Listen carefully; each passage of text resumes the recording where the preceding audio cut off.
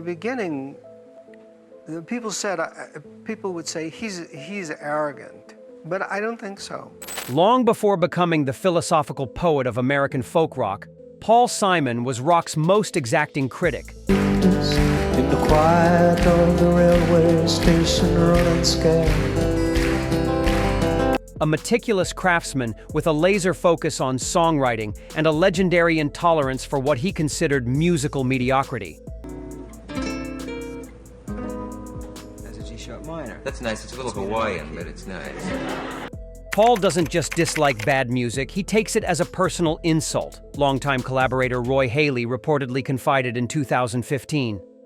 While most musicians are diplomatic about their contemporaries, Paul would analyze exactly why something failed musically, then dismiss it entirely. Today, we're counting down the 6 musical acts that allegedly drove the contemplative songwriter to his breaking point.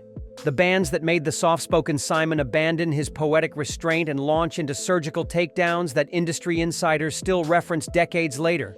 From scathing private critiques and thinly veiled lyrical jabs to backstage confrontations and musical parodies, these relationships reveal a side of Simon that fans rarely glimpsed. Some entries might shock you, others confirm what Simon aficionados have suspected for years. Prepare for the definitive ranking of the bands that pushed the measured wordsmith to his limit, the ones he criticized, deconstructed, and above all, reportedly wished would stop diluting the musical landscape he so carefully tended. 6. Grand Funk Railroad. When Grand Funk Railroad rose to commercial success in the early 1970s,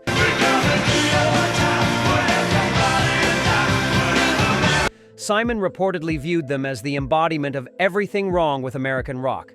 Technically limited musicians whose volume compensated for what he allegedly called their creative bankruptcy. They're selling the illusion of rebellion without the substance, Simon supposedly told Rolling Stone in 1973, though the quote was allegedly struck before publication. It's 3 chords, maximum volume, and minimum thought, the antithesis of what music should accomplish. What few realize is that Simon's contempt went beyond aesthetic disagreement. We would have disagreements, and the disagreements could be, real arguments that could stop. According to studio engineers who worked with both acts, Paul would reportedly leave recording sessions if Grand Funk came up in conversation, once allegedly saying, "I'd rather discuss plumbing techniques, at least pipes serve a purpose." Simon's distaste allegedly intensified after both acts performed at the same festival in 1971. Witnesses claim he watched their set with a pained expression, afterward reportedly telling his band, "That wasn't music, that was organized noise with a marketing plan." The criticism wasn't one-sided. Grand Funk drummer Don Brewer supposedly told Circus Magazine that Simon was too intellectual for rock and roll, prompting Simon to allegedly respond during a university lecture. "I wasn't aware that thinking was incompatible with music. Perhaps that explains their output." According to producer Phil Ramone, Simon would use Grand Funk records during recording sessions as examples of what to avoid sonically, reportedly referring to their albums as master classes in how not to mix drums. Years later, when Grand Funk's commercial appeal had faded, Simon allegedly showed a rare moment of grace, telling a radio interviewer, "They connected with their audience, which is ultimately what matters. I just wasn't their audience." Those close to him, however, claim he still changed the station whenever their hits came on. 5. The Doors.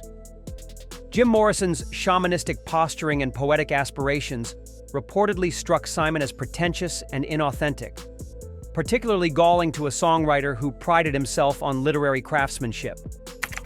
Paul thought Morrison was a talented vocalist hiding behind sophomore poetry, Art Garfunkel allegedly revealed in his 2017 memoir. He'd say, "Jim thinks obscurity equals profundity. I've spent my career proving the opposite."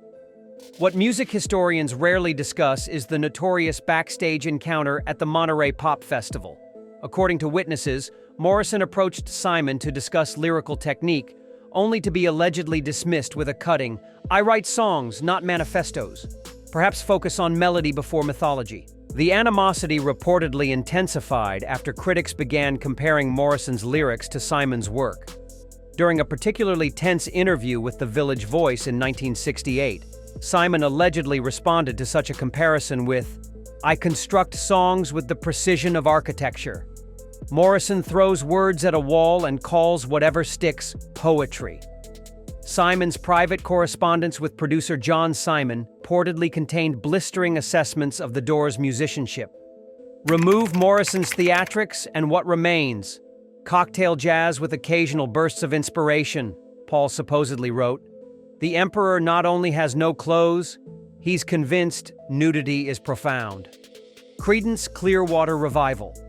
Perhaps the most surprising entry on Simon's list of musical adversaries was Creedence Clearwater Revival, a band whose stripped-down approach and rootsy authenticity might seem aligned with Simon's own musical values.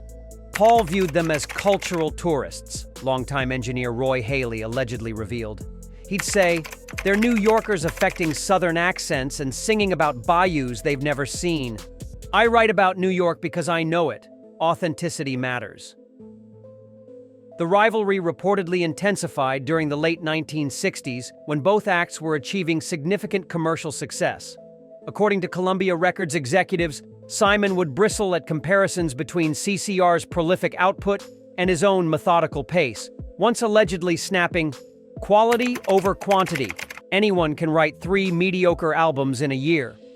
What particularly irked Simon, according to those close to him, was John Fogerty's voice. Paul thought it was affected, a put-on, photographer Richard Avedon supposedly recalled from a photo session. He'd say, "He's singing through a character, not from himself. That's acting, not music." Their paths crossed at a radio station in 1970, creating what one DJ described as palpable tension. When Fogerty attempted to discuss Simon's influence on his work, Paul allegedly responded with a curt, "Interesting, since your music suggests you've never listened to mine." Most revealing was Simon's reaction to CCR's breakup. According to witnesses at a dinner party, when someone mentioned Fogerty's subsequent legal battles with his former bandmates, Simon allegedly commented, "The tragedy isn't that they broke up, the tragedy is that they were successful enough to think they shouldn't have."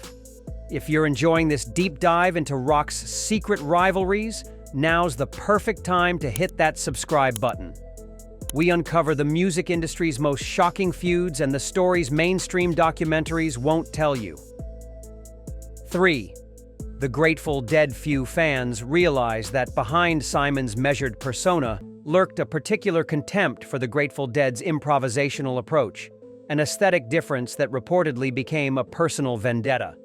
Paul believed in the 3-minute song as the highest art form, producer Phil Ramone allegedly revealed. He'd say, "The Dead mistake length for depth. Anyone can play for 30 minutes. The genius is in knowing when to stop." Simon's disdain reportedly extended beyond their music to the entire counterculture they represented. According to those who toured with him, he viewed the Dead's approach as musical self-indulgence masquerading as freedom, once allegedly telling his band, "They've convinced their audience that discipline is the enemy of creativity. It's exactly the opposite." The animosity allegedly intensified when both acts performed at Woodstock.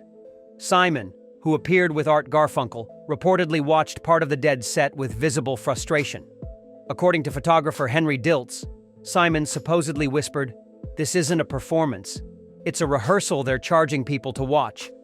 What particularly troubled Simon was the Dead's casual approach to songcraft.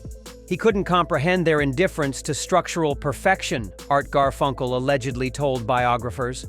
Paul would spend weeks on a bridge between verses. The idea of improvising lyrics or structures was anathema to him. In a particularly telling anecdote, Simon reportedly attended a Dead concert in the mid-1970s incognito, leaving halfway through. When asked by Rolling Stone years later about the experience, he allegedly said, "Some religious experiences require more patience than I possess. I prefer my revelations concise." 2. The Eagles. Simon's well-documented disdain for the Eagles transcended mere musical criticism.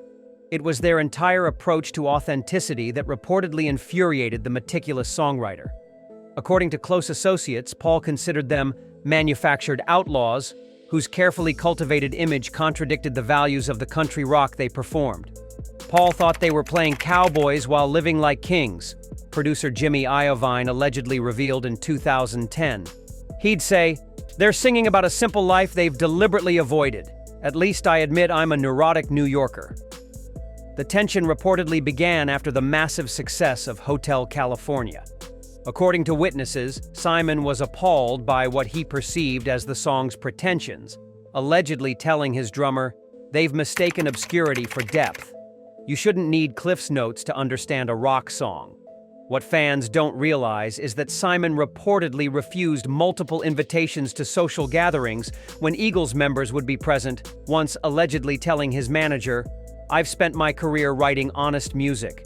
I don't need to make small talk with professional personas." In a particularly revealing moment, Simon reportedly reviewed an Eagles concert for a friend, observing silently for several songs before allegedly saying, "They've studied every ingredient of rock music except its soul, technically perfect, emotionally vacant." The animosity wasn't entirely one-sided.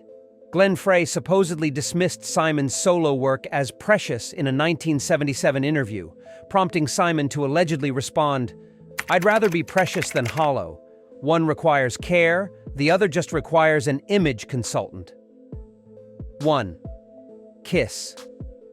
The top spot on Simon's list of musical grievances was reportedly occupied by Kiss, a contempt so pure that it allegedly united the otherwise divided music community in amusement. According to those close to him, Simon viewed Kiss as the apocalypse of musical substance.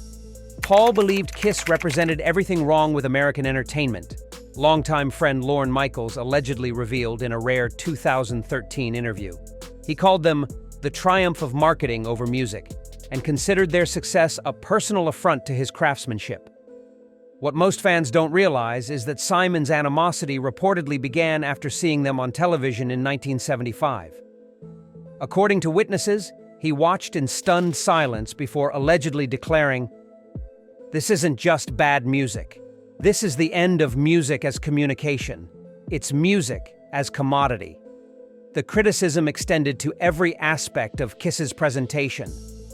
During recording sessions, Simon would reportedly use them as a cautionary example, once allegedly telling his band, "Remember, no matter how difficult this gets, at least we're not shooting fire from our instruments to distract from what we're playing." Their paths crossed at an awards show in 1979, creating what one attendee described as the perfect cultural contrast. When Gene Simmons attempted to introduce himself, Simon allegedly replied, "I know who you are." The question is whether you do beneath all that makeup. Most revealing was Simon's reaction to Kiss's induction into the Rock and Roll Hall of Fame. According to witnesses, he lobbied against their inclusion, allegedly arguing, "If we honor spectacle over songcraft, we should just call it the Entertainment Hall of Fame and be done with it." What ultimately drove Simon's animosity wasn't just Kiss's music, but what he perceived as their willful rejection of music's deeper purpose. Paul believed songs should illuminate the human condition, producer Phil Ramone allegedly explained.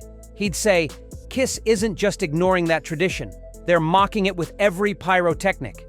And there you have it, Paul Simon's 6 most despised bands. From stadium rockers to jam bands, these groups managed to crack the poetic songwriter's measured composure. Which of Simon's musical feuds surprised you most? Drop your thoughts in the comments below.